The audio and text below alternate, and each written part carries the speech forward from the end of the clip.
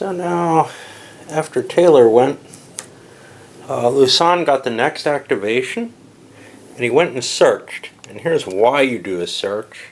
Found a merchant. Gets to look at him. Finds a British. The British only have an anti-governor here, so he's going to attack it. It's another one of these brigantines, which are kind of nice. So he's at 8, 9. Notice his ability to attack merchants is no better than the smaller ship. The reason you go with these bigger ships is because you want to think about hitting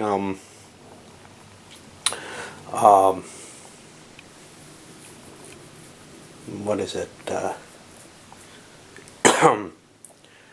You want to think about hitting ports and the like, or you want to handle these with combat. Alright, so with 9, 13 to 5, he's got an 8 again for his battle rating. Take a look at him. He'll succeed with that. He didn't get doubles, so he couldn't take this ship. He got lucky with the 1. Gets another little attack flag. And now we'll see what he finds in this one. He's in the Indian Ocean. That was a 5. He only finds 35 this time. You can see how absolutely, random the amount of money you get is. 3,000 on a first ship. This one's equally big. He only gets 35. Of course, that makes sense. You have no way of telling what the merchants are carrying. They could be carrying crap. They could be carrying nothing, essentially empty, hauling ballast back or something. Or they could have the riches of spices or something on board. And that's reflected in the game this way. Taylor's got to get a move so that he can try to repair himself. If he gets another move, here's the thing. Does he want to use his own? Yeah, you want to save your own ass. There's no question. Your pirate's what's important to you. But after he gets himself safe, he may feel required to try to save Maynard. Because Maynard's sitting out at sea with scurvy on him. And this is one of the problems with the King's Commissioners. One of the time, back when I used to play, I thought that there was an opportunity to move a King's Commissioner in addition to, like if you're careening a ship or something. I don't know, like when you're doing repair operations or something, as long as you don't move or do something directly, that you could move the King's Commissioner. I can't find that. I'm going to look in the question section. Sometimes these games hide the rules in there, even though they're not in the actual rule book. So one thing I realized is I'm forgetting the crew adjustments. This guy's captured a couple of ships. That does not help. He would have had to DNR to bonus it. DNRing the debauchery and revelry, that's the thing. What happens with DNR is it prevents your pirate from taking an action on your next activation. So you may want to activate another pirate, but generally what you do is you get yourself a KC because you don't want to lose something that could cost you the game. And pirates can cost you the game. You lose 3 pirates, you're out of the game. So having 2 pirates isn't terribly helpful, but having a pirate and 1 or 2 KCs is kind of useful. So that's what I was thinking there. I swear I thought you got one when you capture, but it doesn't seem like that's the case. When you sell the booty, you do. When you DNR, you get a point of crew unrest bonus, which is something you want. You never want to get your crew unrest down low because that can force a mutiny check. But with all this money on board, Lusan's figuring if he can sell that, he'll get a huge boost there, so he's okay. All right, we'll continue from there. Ended up with a couple of pirates in ports now. Not just Quelch, who's been there for a while and hasn't gotten a turn, but Taylor's moved into one, and Kid has moved into one.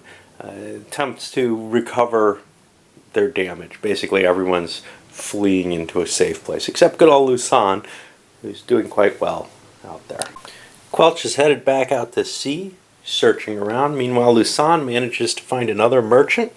He's got full holds now. Now, granted, some of this is kind of crappy, but he wants to go in and sell. He wants to get his crew unrest up and get a lot of cash. And, well, it's possible he may want to retire. It doesn't seem like a lot, but with 3,000 in the hold, I believe he's allowed to, if he can get himself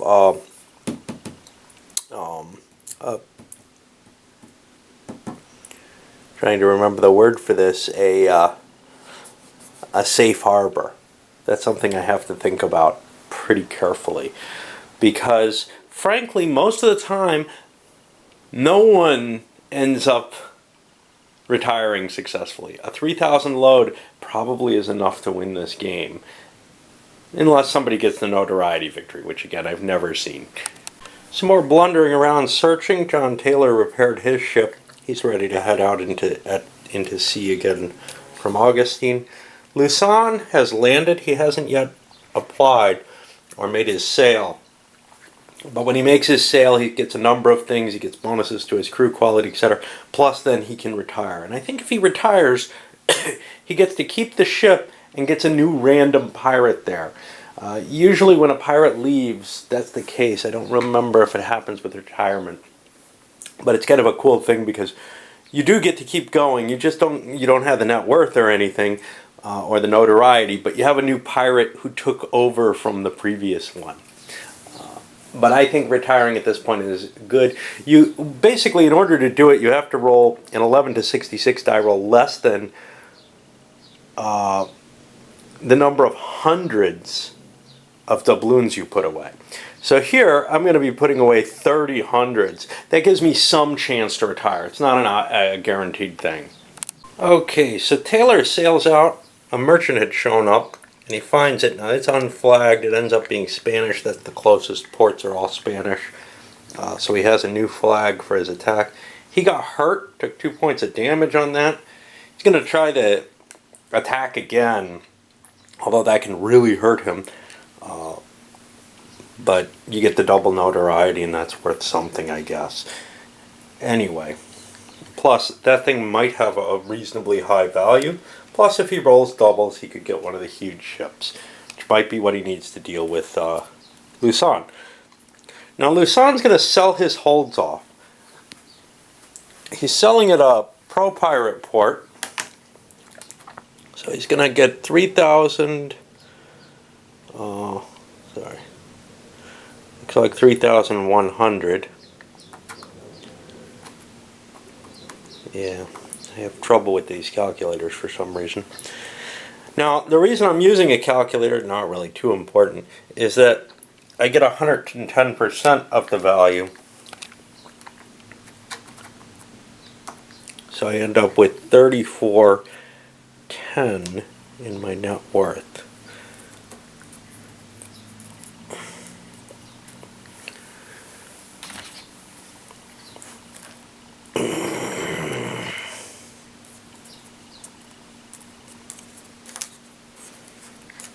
Now let's see what that also increases. For one thing, something tells me it might increase his notoriety. Net worth gain divided by 100. That means he just got 34 notoriety. 34 and 3 is 37. So look, he's actually a good deal of the way towards that 100 too. Neat. But a 3,000 doubloon haul is a big deal. I think retiring, if I can, is worth it rather than taking this risk. So let's see what we can do next. I might want a safe haven. But retiring, I can attempt to retire voluntarily in the safe haven or any port with a pro-pirate governor. So I don't want to buy that if I'm taking the chance to retire right now. So in order to do so, I have to roll a die roll of 66, less than or equal to my net worth. So I need a 34 or less on these dice. I have succeeded. So I will now, it doesn't matter what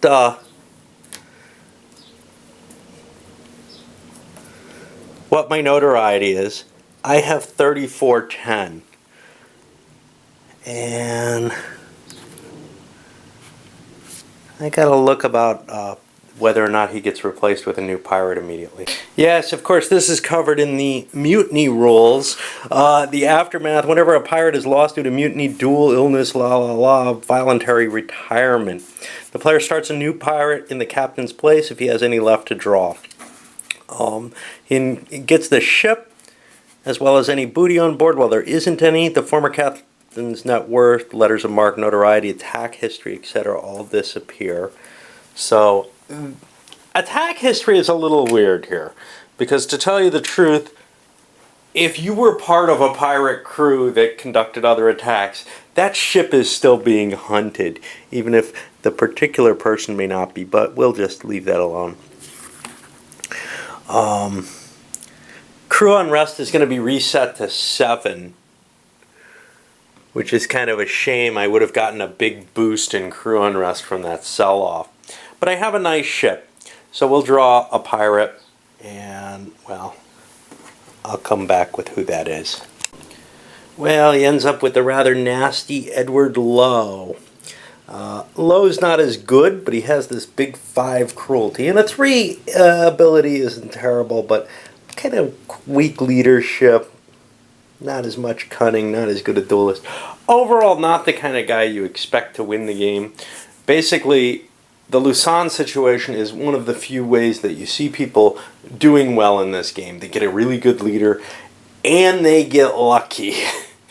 Usually you need that combination, and that's why I'm checking in at this point. That sets the bar, though, for everyone else. 3410. Anybody who can't beat that doesn't want to retire. They've got to keep going. So that's a fairly high bar, though.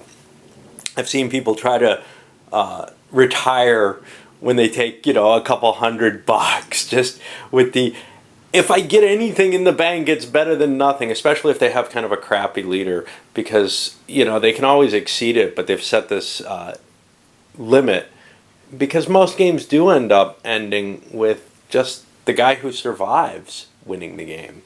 Alright, so let's keep drawing for new moves. We got an interesting draw here. This is over on Quelch. Move warships or draw warship. Generally, it's better to move the warships than draw them. Now, here's the thing. What you get to do when you move warships, this is kind of a weird mechanism that I didn't explain in the game, but it's kind of cool. You peek at the warships, and you get to do this with all of them. You see how fast they go. You can move it anything up to 5, but any other player can challenge that movement. If they do so, the unit is revealed. If it's a legal move, then it attacks them. It jumps over to them and attacks them. If it's revealed to be an illegal move, the warship's discarded. Which, if you're moving a warship away from yourself, like if you're threatened by one, might be a good move. 1, 2, 3, 4, 5, 6. I'm gonna sail this too. I'm gonna see if I want to cheat. I don't. I'm going to move to there. Is he going to challenge it? Not really. This isn't a big risk to him. Even if that's a really slow warship, he's got to run away from it. So he may not want to stick around and fight this merchant. On the other hand, the chance of getting caught is fairly low. Now, I also get to see this. You get 2 things here. You get the ability to move the ships, but you also get the ability to know what they are. So he gets to see this, and this is a fast, a very slow ship. Let